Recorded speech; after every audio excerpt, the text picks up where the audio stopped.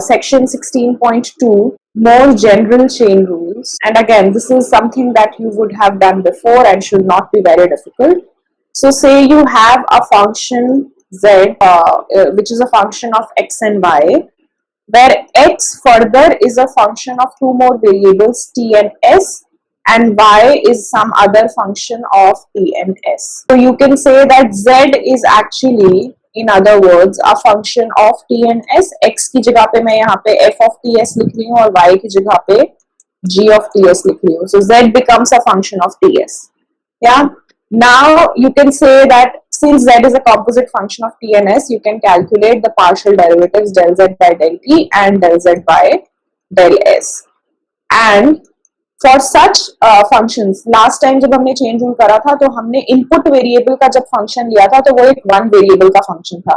यहाँ पे डिफरेंस ये है कि आप इनपुट वेरिएबल को भी एक थ्री डायमेंशनल फंक्शन लेके चल रहे हो. Input variable further is a function of two more variables.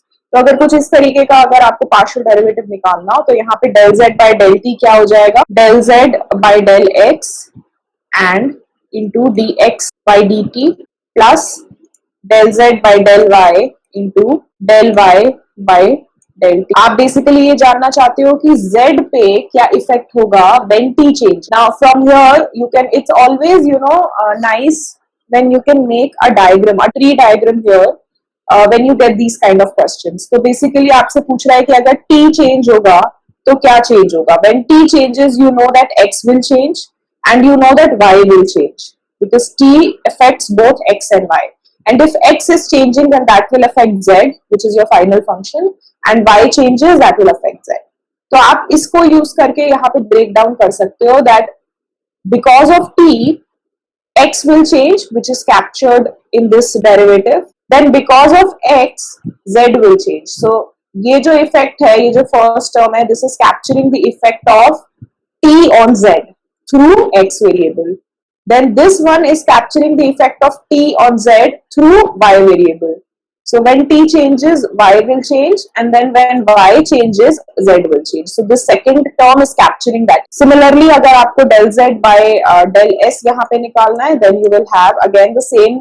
Instead of t here, now you will have s. So you will say del z by del x into del x by del s plus del z by del y into del y by del. You can also generalize this to any number of variables. यहाँ पे हमने लिया है main function of two input variables, and then the input variables further functions of two more variables. आप इसको generalize कर सकते हो कि अगर आपके पास कोई function है z, which is a function of n variables, n input variables, where each n input variable are further functions of m variables. ठीक है?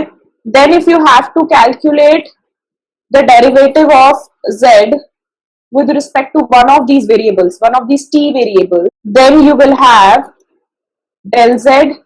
So say you want to take the derivative with respect to t1. Z now has become a composite function of t1, t2 till tn.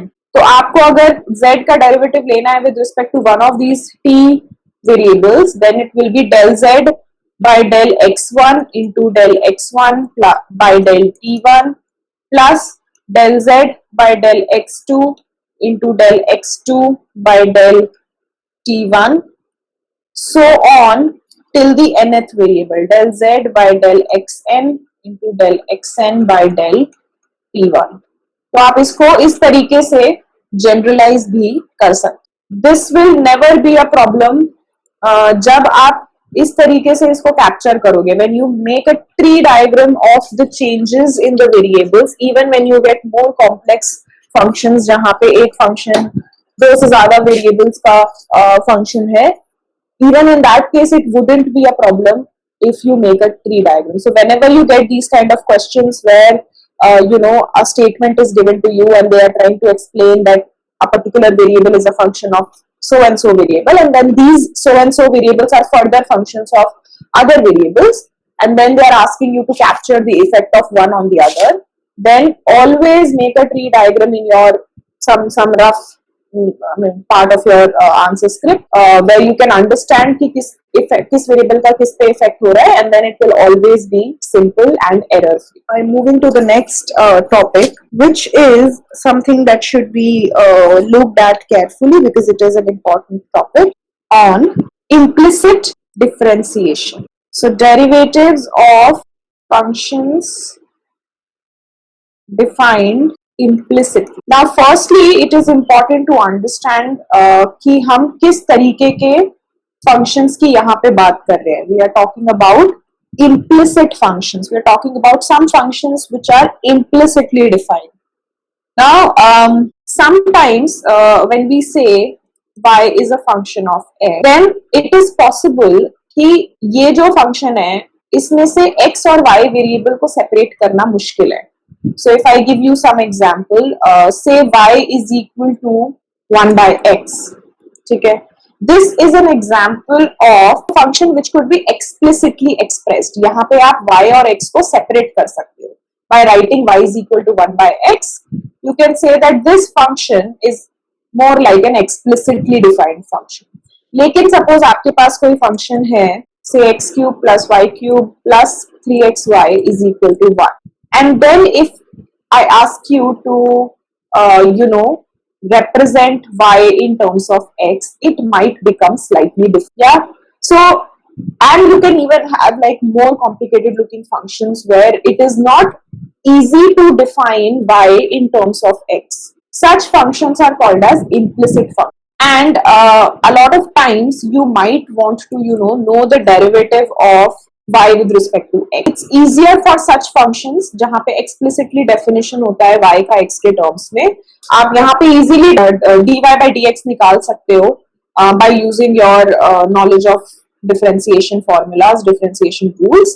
लेकिन ऐसे functions में जहाँ पे y और x को separate करना मुश्किल है, you can also have exponential functions where x and y are so implicitly attached with each other that you can't take them apart. You can't take x and y away from each other.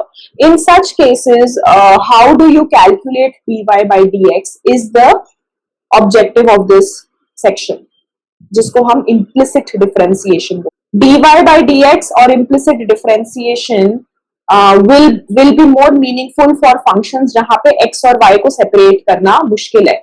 Obviously इसका application in functions के लिए भी valid है. When you have these functions जहाँ पे आप x और y को सेपरेट करके डायरेक्टली भी डेरिवेटिव निकाल सकते हो, उसमें भी आप इम्प्लिसिट डिफरेंशिएशन का जो रिजल्ट आएगा वो यूज कर सकते हो. लेकिन it is more meaningful and more useful when you can't separate x and y from a given function, but you know that x and y are defined as a function, but the only problem is that you can't separate y and x from each other. How do we calculate the derivative of such function? So let's say that you have a function of two variables defined as this, and we are saying that this basically represents a level curve. Yeah, by far we know that this is an equation of a level curve for a function capital F at height c. Now suppose this equation defines y further as a function of x. That is the identity of implicit functions. हम बोल रहे हैं कि y को हम fx के form में लिख सकते हैं. And the y is a function of x, but the problem is that we can't separate y and x from each other. So I can write, if I substitute this back into this function, capital F is a function of x and f of x is equal to c for all x belonging to the domain interval I. Now if f is differentiable, if this small f is differentiable, what is the derivative of f of x? So you basically want to know, what do you want to know? Suppose this is one of the level curve. ठीक है, ये एक level curve है. आप ये जानना चाहते हो कि dy by dx क्या है at a given. अगर y और x again explicitly defined है, where you can take y and x away from each other, separate them out, then it is quite simple. You can just use your basic differentiation knowledge and you can calculate the derivative. But if y and x are defined in a way that you can't separate y and x from each other, then how do you calculate f prime x? Yeah, and geometrically this is the issue. We want to calculate the derivative of the level curve at a particular point.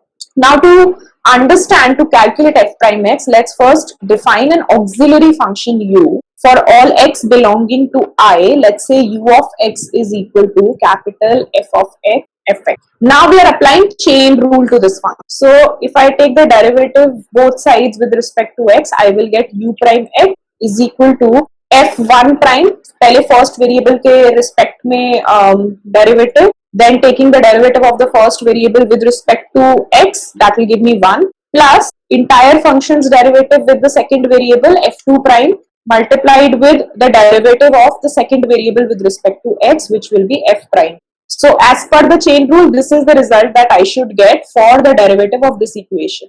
Now I know that f of x, I mean this function is basically equal to constant. यहाँ पे हमने इसको ऐसे define करा है. So u prime x, I mean u of x basically will be a constant, and hence u prime x will be equal to 0. So replacing u prime x with 0, because this is a constant, and if you take the derivative of a constant, you'll get 0. Now from this equation, you can actually calculate small f prime x. आपको क्या calculate करना है? आपको ये calculate करना है. So from this equation, by manipulating this equation, you can say that f prime x is nothing but negative capital F1 prime xy divided by capital F2 prime xy, where obviously F2 prime xy is not equal to 0. So when y is an implicit function of x, so if I go back to the example, x cube plus y cube plus 3xy is equal to 1, and if I want to know dy by dx for this case, एक तरीका हो सकता है कि I try and write y in terms of x, which might become slightly difficult, you know, if I am keeping y one side, so y cube is equal to minus 3xy minus x cube. Then I want to understand कि मैं यहाँ पे y को किस तरीके से इधर लेके जाऊँ, so that I can, you know, represent y as a function of x. That is one way of doing it. That might be a longer and a tedious process. A much more simpler method, and in most cases it is in fact almost impossible to separate y and x out from each other. In that possible scenario, मैं किस तरीके से dy by dx निकाल सकती हूँ is by using this simple application, which is dy by dx for this will be f1 prime evaluated at whichever point you want to evaluate it and divided by f2 prime. तो मैं इस पूरे का derivative लूंगी with respect to, note that this is nothing but capital F of X Y is equal to 1, जो हमने यहाँ पे लिखा है capital F of X Y is equal to C. यहाँ पे आप देख सकते हो that this is the function, and यहाँ पे 1 रिप्रेजेंट कर रहा है इस पूरे फंक्शन का value, which is basically see here. तो यहाँ पे आप पहले इस लेफ्ट साइड को x के रिस्पेक्ट में डेरिवेट करोगे, negative 3x square plus 3y divided by, then you will derivate this entire thing with respect to y, which will give you 3y square plus 3x. And this is your answer of dy by dx for this given function. Again, let's say you have another function. Again, this is an implicit function. Say you have e of xy square minus 2x minus 4y is equal to c. Again, if you look at this function, it becomes, by looking at it, आपको समझ में आएगा कि अगर आपको y को x के respect में यहाँ पे लिखना हो तो कितना डिफिकल्ट हो सकता है. Almost next to impossible that you can represent y in terms of x explicitly. अगर आपको ये जानना है कि dy by dx क्या है, that is the slope here of y with respect to x, then what can you do?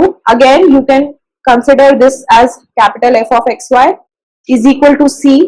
So this is one of the level curves of a function f of xy, capital F of xy, and you want to know the slope of this level curve. So how will you calculate? You will again then just take f prime divided by f2 prime.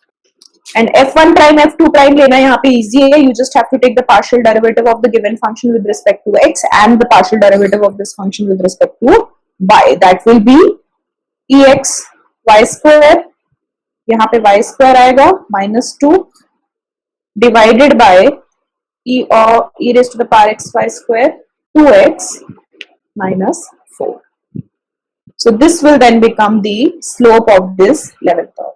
So for implicitly defined functions, this result is a very important result, and you can calculate the slope or the derivatives of implicitly defined functions using this important result. So it should be clear that when we talk about implicit functions, what we are really talking about is a function like this, where y is further defined as some other function of x, which is differentiable function of x, and say this is capital F of xy.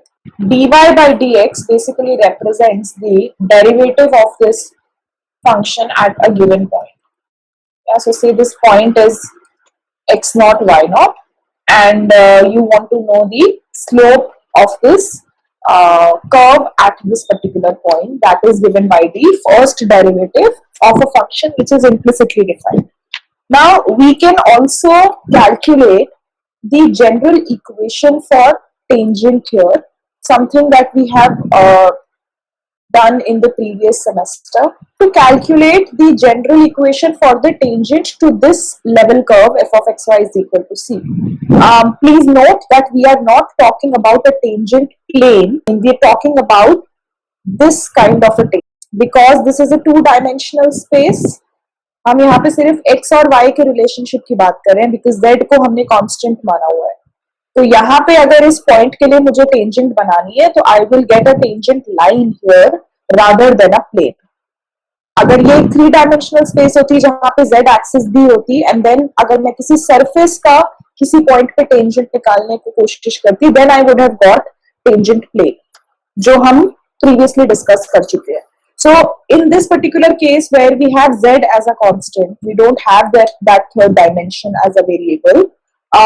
We are in a two-dimensional space, and we are going back to our lessons from the previous semester, where हमने इस tangent की equation के general फॉर्मूले को derive करा था, which was if this is point x naught y naught, then you can calculate the tangent as y minus y naught is equal to dy by dx, or the slope of the given function at this point, into x minus x naught. That dy by dx is equal to minus f1 prime, and हम इसको evaluate करेंगे x not y not पे, क्योंकि हमें इस point पे tangent निकालना है, divided by f2 prime x not y not. So I am just replacing here dy by dx with this result. So I'll get y minus y naught is equal to minus f1 prime evaluated at x naught y naught divided by f2 prime again evaluated at x naught y naught into x minus x. इसको थोड़ा और simplify कर सकते हैं by cross multiplying, and you will get evaluated at x naught y naught plus 1 prime evaluated at x naught y naught into x minus x naught is equal to 0. So यहाँ पे when you cross multiply you will get f2 prime multiplied by y minus y naught, और right side पे आपको मिलेगा minus f1 prime multiplied by x minus x naught. इस minus f1 prime को हम left side पे लेके जा रहे हैं, तो हमें ये कुछ रिलेशनशिप, ये इक्वेशन मिल रही है. This is the general equation for a tangent at a given point x naught y naught for a level curve capital F of xy is equal to c.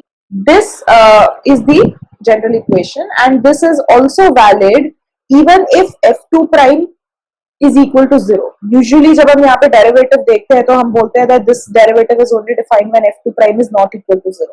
But यहाँ पे when you look at the tangent equation, this is defined even when f2 prime is equal to 0. जब f2 prime equal to 0 होगा तो ये वाला term जो है ये हट जाएगा, and you will only be left with this term, and which means your tangent is a vertical line at P. So instead of, so you will have a tangent like this at point P when f2 prime is equal to 0. So that is also possible. Now what is important here is to understand something that we had defined in the previous section. So let me first put it in the right order. So say this is f1 prime x naught y naught into x minus x naught plus f2 prime. ठीक है, अब यहाँ पे आप अगर देखो तो ये जो हमने इक्वेशन डिराइव करी है, this is nothing but a scalar product of the gradient of this function, and we have already defined what a gradient is. Gradient is the vector of the first partial order derivatives of a given function. So ये हो गया gradient. This is the vector of the first order partial derivatives multiplied by scalar product of the gradient with the coordinate. You can say that the general equation of the tangent is nothing but a scalar product gradient with this coordinate set. And gradient को हम typically इस तरीके से represent करते हैं, inverted triangle shape. जिस भी function का ग्रेडियंट है उस फंक्शन को यहाँ पे लिखते हो, उसकी नोटेशन को, एंड देन जिस भी पॉइंट पे आप ग्रेडियंट को इवेल्युएट कर रहे हो वो point. So this is how you know represent a gradient. This is the notation. So now we can say that when the scalar product is equal to 0, then we can say that the gradient is actually orthogonal to the tangent at point x naught y naught. हम बोल रहे हैं कि किसी दो, ये भी एक वेक्टर है, this one is also a vector, yeah, and this is also a vector. This is a vector of the gradient and this is a vector of the coordinate. Now when you say that the scalar product of two gradients is equal to 0, this is something again we had read in the previous semester जब हम vectors की बात कर रहे थे और properties की बात कर रहे थे कि जब दो वेक्टर्स का स्केलर प्रोडक्ट 0 होता है देन वी से कि वो वेक्टर्स आपस में ऑर्थोगोनल है. ऑर्थोगोनल का मतलब होता है that they are perpendicular to each other. So from this relationship it seems कि यहाँ पे पॉइंट P पे एक परपेंडिकुलर वेक्टर बनेगा जो कि ग्रेडियंट वेक्टर है. और in other words the gradient of this function is orthogonal to the tangent at this point, and this is something that is a result that will always stay. So that's the first property of the gradient, which is that the gradient is orthogonal to the level curve fxy is equal to c. And understand few more things about the gradient. hk as another vector which is a unit vector, and gradient that gives us what? It gives us the directional derivative of the function in the direction hk.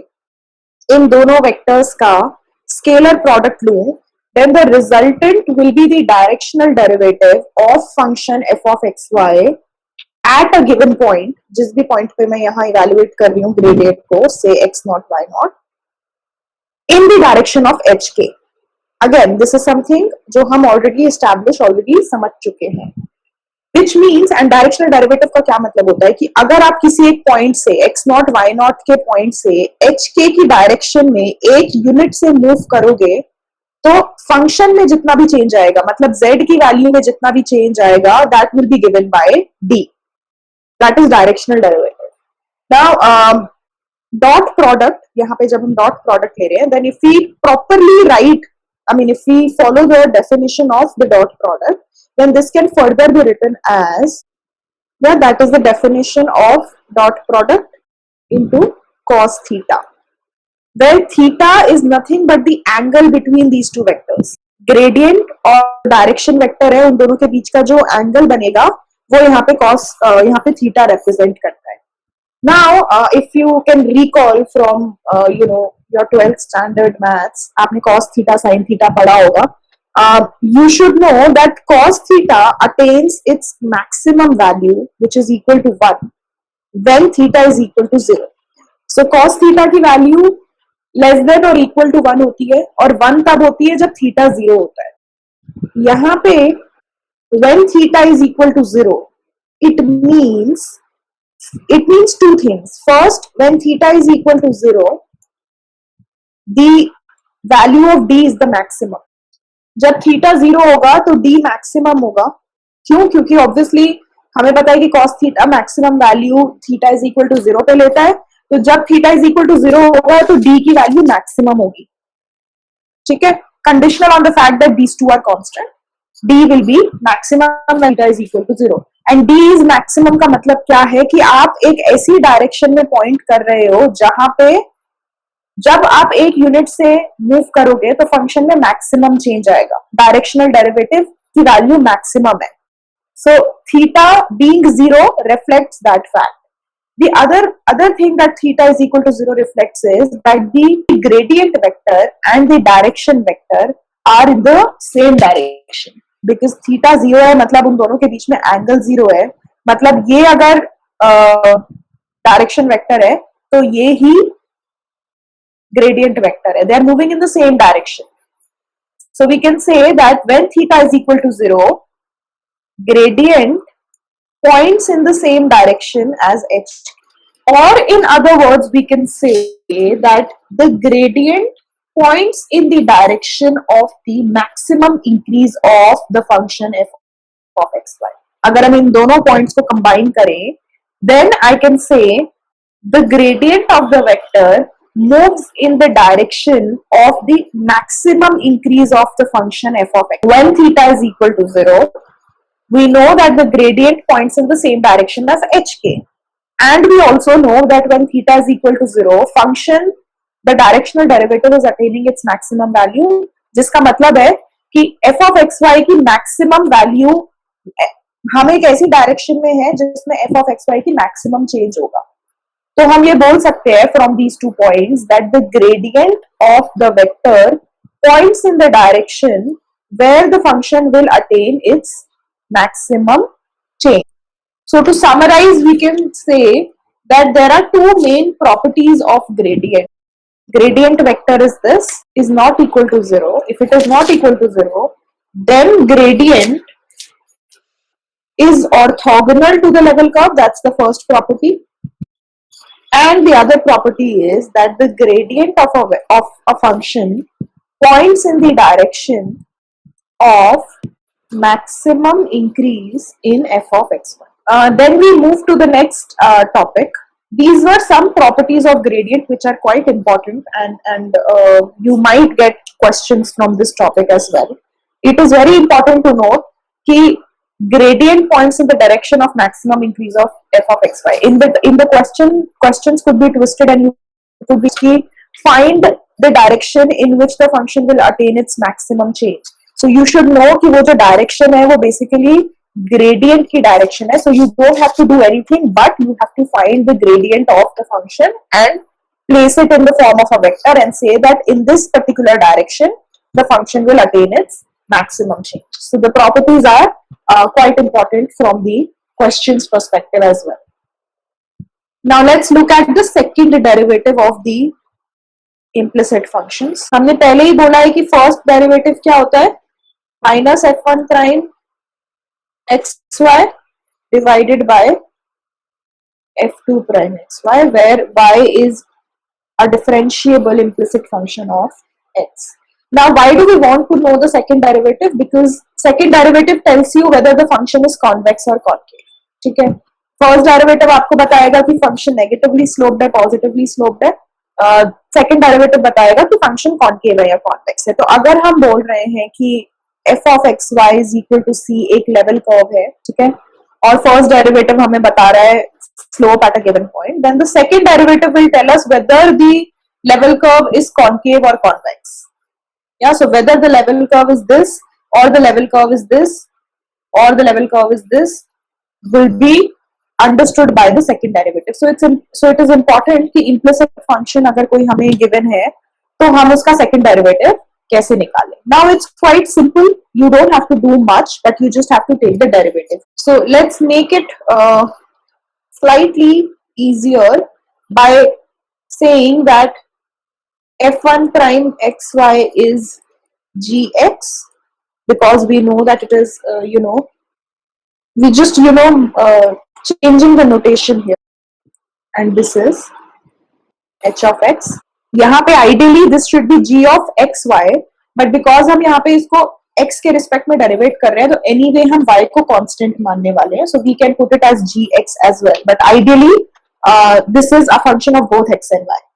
Now just put it, y prime would then become minus gx by hx, and now apply the question rule here. You will get y double prime with hx whole square g prime x into hx minus gx into h prime x. ये simple question rule apply करा है. And in this question too, what do you need? You need g prime x and h prime x. So g prime x is basically derivative of f1 prime xy with respect to x.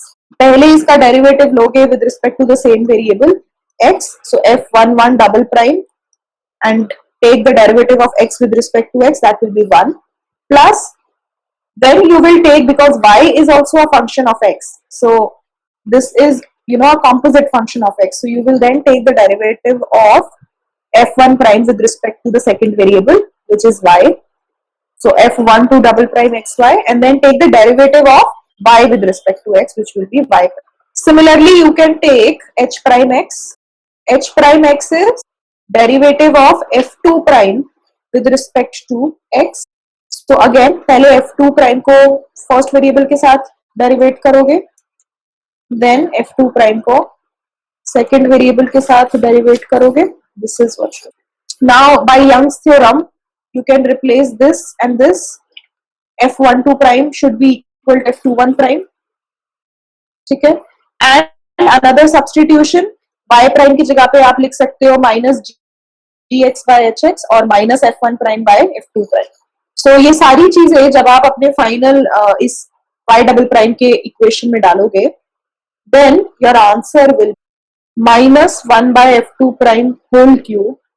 In brackets you will have f11 double prime f2 prime square minus 2 f12 double prime f1 prime f2 prime plus, this is the final answer that you will get. Now if you note, this is actually जो हमने यहाँ format लिखा है, अगर आपको वो quadratic form वाला equation याद हो जहां हमने 15.8 डिस्कस करा था, quadratic functions with linear constant, तो जो इक्वेशन आपको तब मिली थी, it is the same equation here. यहाँ पे आप देखोगे कि जो इक्वेशन आपको क्यू पी बी के टर्म्स में मिल रही है, वही सेम तरीके की इक्वेशन आपको यहाँ पे अभी f1 प्राइम f2 प्राइम के फॉर्म में मिल रही है. एंड हमने इस इक्वेशन को, ये जो सेंट्रल इक्वेशन है, इसको हमने, सेंट्रल टर्म है, इसको हमने इस बॉर्डर्ड हेसियन मैट्रिक्स के फॉर्म में कन्वर्ट करा था. सिमिलरली हम यहाँ पे जो ये इक्वेशन हमें मिल रही है, उसको एक हेसियन मैट्रिक्स के फॉर्म में कन्वर्ट करेंगे, बॉर्डर्ड हेसियन मैट्रिक्स के फॉर्म में कन्वर्ट करेंगे. सो this term basically can be converted in the form of a Hessian matrix, which will look like this. 0 will be the first element here. You will have bordered with the first derivatives here. So f1 prime, f2 prime, f1 prime, f2 prime, and here you will have the second derivative. This term basically, ये वाला जो bracketed term है, इसको हमने इस Hessian matrix के form में, bordered Hessian matrix के form में convert कर दिया है. So you don't, if you simplify this Hessian matrix, this is the term that you will get. So y double prime could actually be written as 1 by f2 prime whole cube multiplied by this bordered Hessian matrix, which is valid when f2 prime is not equal to 0.